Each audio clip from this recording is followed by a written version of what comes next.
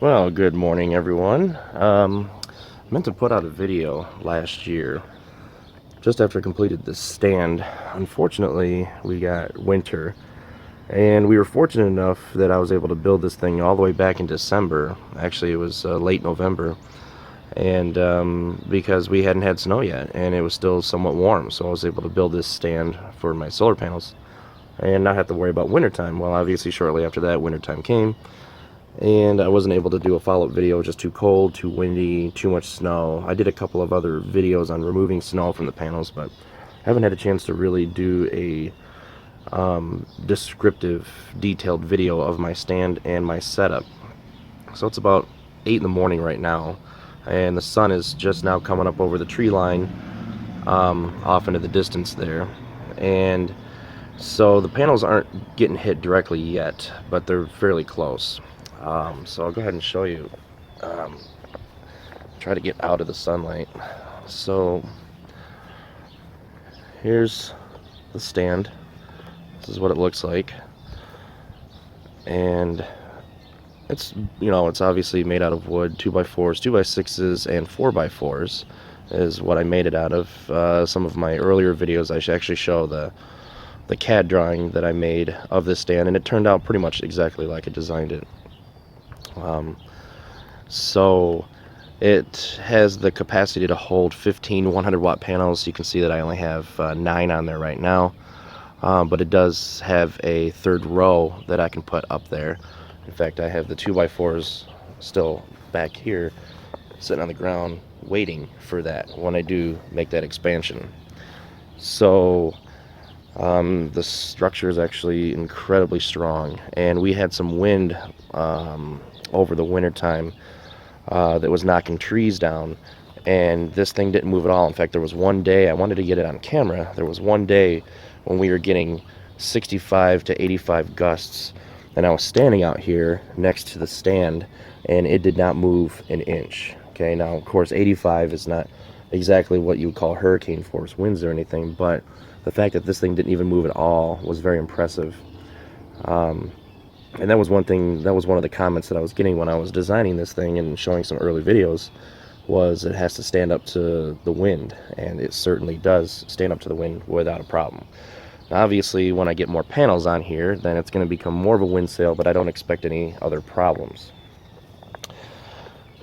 So it's just as I designed it, and I've got some cross support here that I added to make sure that the left and the right shift wasn't going to happen. Initially I was getting a little bit of that.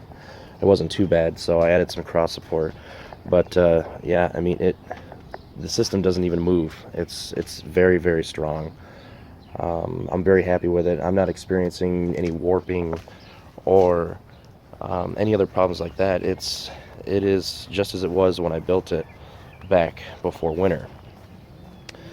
So these are obviously Grape solar panels. They're 100 watts each, and I have a total of 9. And again, as I said before, the capacity is 15 panels on this stand, and I designed it to hold 2 wind turbines, one here on this side and then one here on the other leg over there. Now obviously that's not going to happen anytime soon, but I'm going to do the 1500 watt panels first and then add the turbines after that. We've been getting a lot more wind lately than we normally do, so it'd be nice to add the turbines first, but they're much more of an investment. So let's go ahead and crawl up underneath here.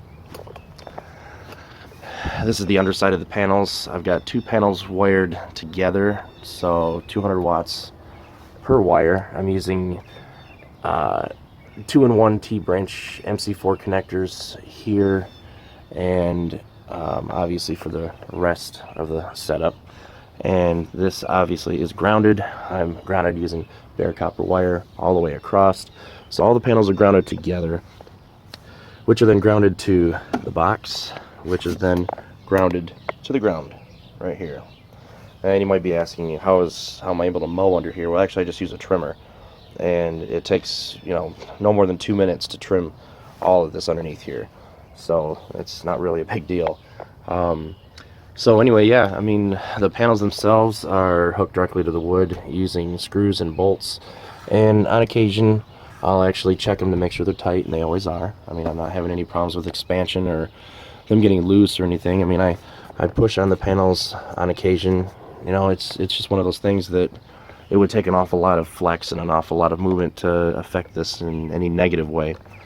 The only thing I am getting is birds are enjoying themselves underneath here. As you can see, they seem to like to perch under here, so that's going to be a situation that I might have to deal with at a later date. Right now it's no big deal. I mean, panels can get pooped on all day long, it's not going to affect them.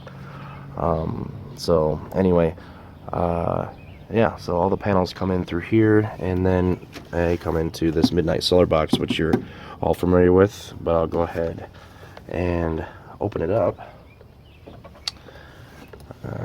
Try to do this one-handed on camera. Go ahead and open this up for you guys so you can see. Again, this is the exact same box that I had before.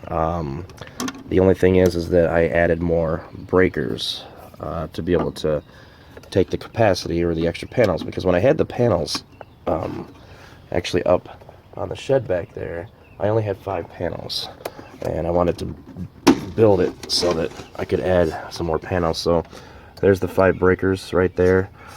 Go ahead and get this off here. This thing I've pulled apart so many times, it comes apart so easy now. So here's the inside, obviously. Here's the 5 breakers, 2, 2, 2, 2, and 1, because I have 9 panels. So this is actually on its own, but I already have T-branch connectors when I add another panel. And then from there, I actually have the capacity to add, you can see here, I can add another breaker, so another 2 panels, giving me 12 total. If I want to go beyond that, I need to get a bigger box. Another thing you might notice is I don't have ground fault protection in here, which is another problem, which is why I need another bigger box. But again, that's something that I'm going to be dealing with later on. And so everything, oh, and by the way, this is 12 volts, people. I was touching my connectors on the inside, and people were like, oh, you shouldn't do that, you're going to get killed. And this is 12 volts, all right? So if it was anything more than, let's say, 48 volts, then I probably would be concerned about it. So I can touch this stuff all day long. It's not going to hurt me. It's 12 volts, okay? It's like touching the terminals on your car battery. You obviously don't get killed off that. So anyway, the panels go, the breakers go into this combiner bar and then out to my main, which runs down here. And that is then fed into the house, which goes up to the inverter and so on, the battery bank. So yeah, I mean, that's, you know, that's pretty much it. I mean, there's really not much extra to it versus what I had before. I just expanded it and put it on a wooden stand. Now, obviously during this time of day, let's see, it's just past 8 o'clock. You can see where the sun is coming up now over the top of the sky. And it's just grazing the panels right now. It's not even in direct contact. My peak output for this stand, from what I've figured out, is about early March to mid-March, and then to mid-May. That seems to be my peak, because my actual output is actually starting to drop. Now you might be wondering why. Well, the sun, as it stands right now, is starting to come up over the top of the house rather than in front of the house. Initially, during the, you know, obviously after the winter solstice, the sun would start rising off into this direction, and it would be facing the panels more directly, and now it's starting to actually topple the panels, where it's coming off the top of the panels rather than directly perpendicular to them. So I am seeing a lower output, but that's fine, because even, you know, we're at the end of May right now, and so we have about 20, probably about 30 more days of expanding sunrises and sunsets, and I'm still putting out 55 amps at noon, so it's still really good. But I have the capacity for about 65 amps actually, and you guys saw that video that I posted not too long ago, and these things were getting hit directly, and I was putting out quite a bit of power. I've got a ammeter, a little handheld ammeter here that does measure amps, and I'll go ahead and show you. And so, in not direct sunlight, putting out about 3.7 amps. And I like to double check these every so often, almost an amp. So, you know, once the sun gets up over here, this thing is going to turn into about a 50 amp monster. So, yeah, anyway, that's basically what it is. I mean, there's really not much more to it versus what I had on the shed over there. Obviously I unburied the wire and I was able to shorten the wire up considerably, because I had almost 50 feet of wire between those panels and the actual charge controller, and I was able to shorten that up considerably.